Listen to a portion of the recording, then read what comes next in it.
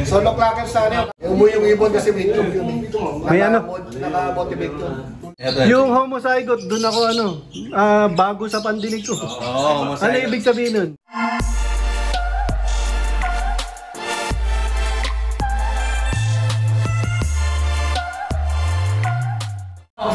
Welcome back mga kalapatids.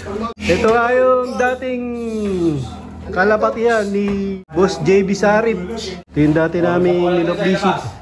Si Idol Boy JB Sarip. Maalala niyo yung yung binlog ko dati. Ilang taon na yun? Mga ilang years na yun? 2 taon na nakalipas.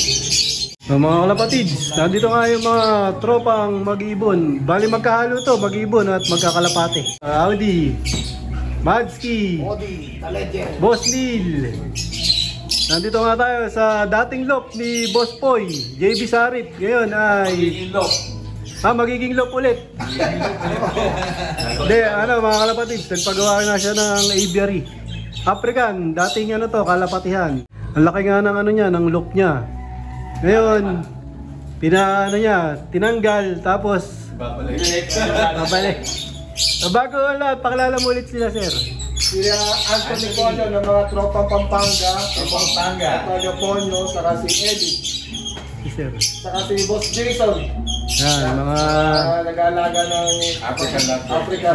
Yung mga matitinding mutation. Mga high mutation na African. Magandang araw sa lahat. Nung narinig ko nga yung mga alaga nila, hindi na ako makarelate. Iba na yung mutation ngayon. Napag-iwanan na ako mga kalapatids. Hanggang lang ako, Dan Palo, sila. Ano na ngayon, mga mutation? May mga yellow face, may mga aqua, Dan Palo, aqua yellow face, yellow face Dan Palo, yan. Homozygote, ayun yung homozygote, yun yung talagang parang Yan galing yun sa parehong aqua. So napaganda rin ng mga homozygote. So meron din homozygote Dan Palo.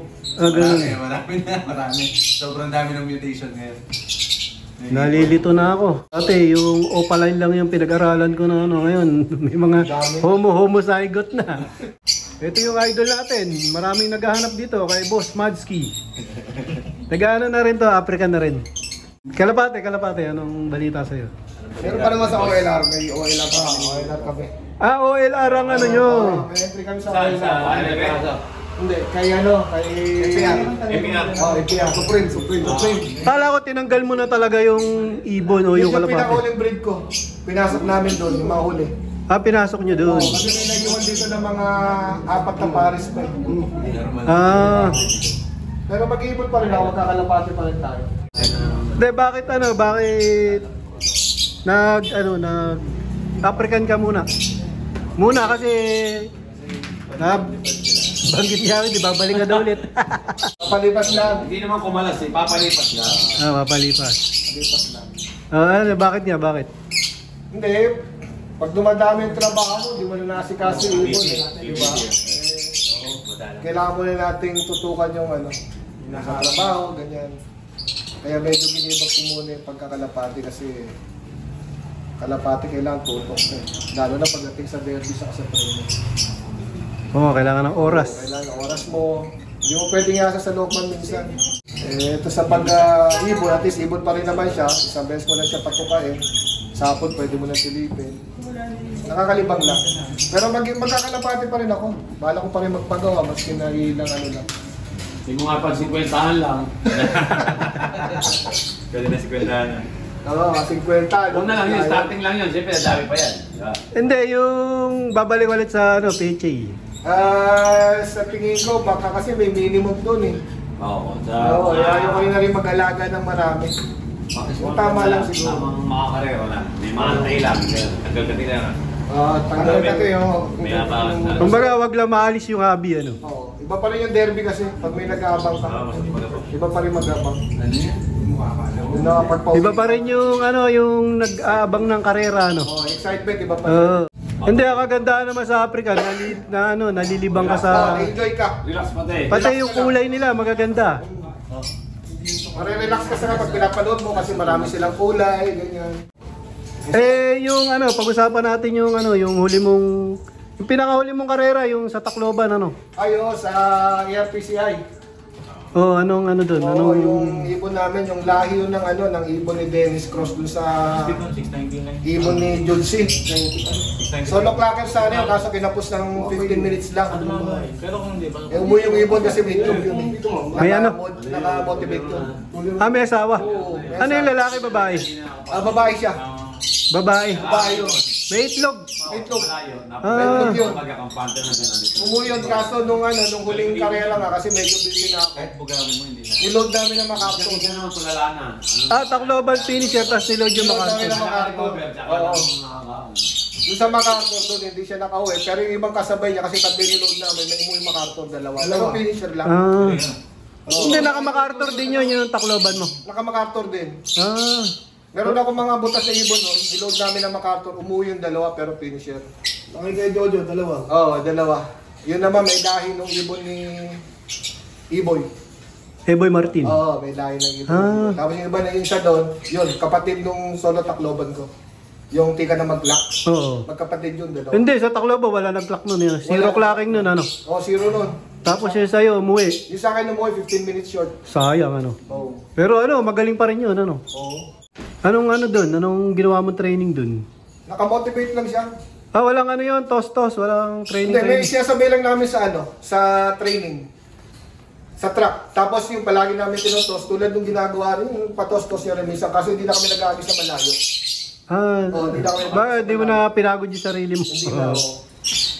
Eh, nakamotivate naman, saka maganda naman yung katawan. Yung nga lang sa, medyo kinapos lang sa swerte. Oo.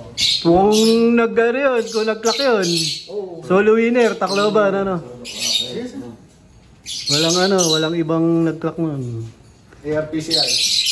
O yun, pwede makita yung mga ano, Sige sir, ibon mo. Ito yung Hindi, hobby natin ano mo. ngayon. 700 naman. I-ano mo kami. I-ano mo. Mas kabisado mo to. Itong idol ko. Ito, tanongin natin.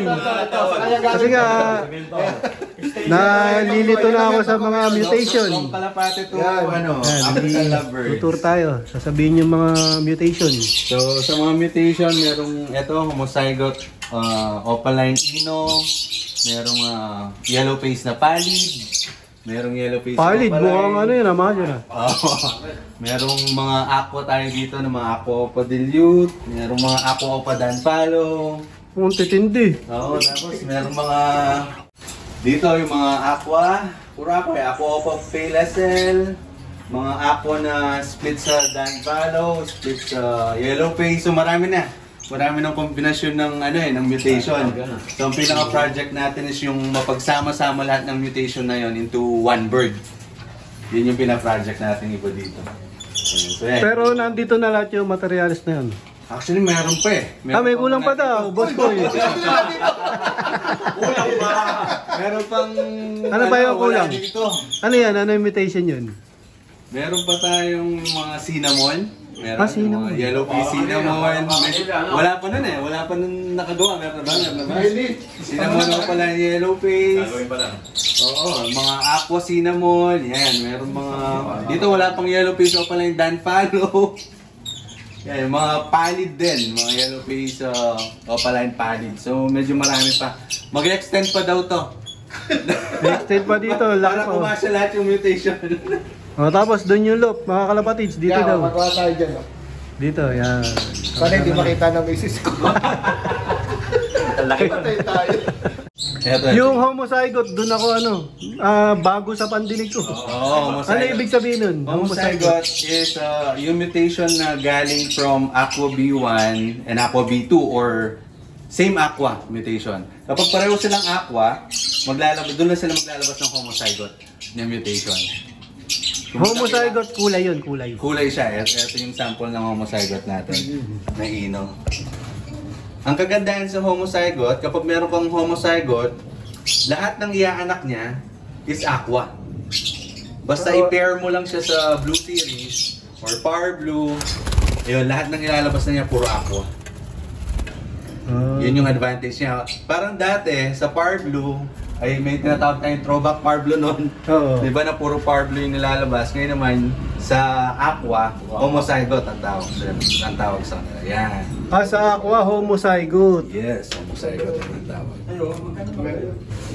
Tapos yung bronze palo, ginagawa na rin ano yan. May gumagawa Ano na rin pwedeng gawing mutation dyan? Pwedeng gawing yellow face, pwedeng gawing aqua. Yung mga bronze palo. Ayun. Ito mga yung gumagawa na rin yan. Mga kalapatids, ito nga yung natira na lang sa akin sa mga African ko, yung bronze palo.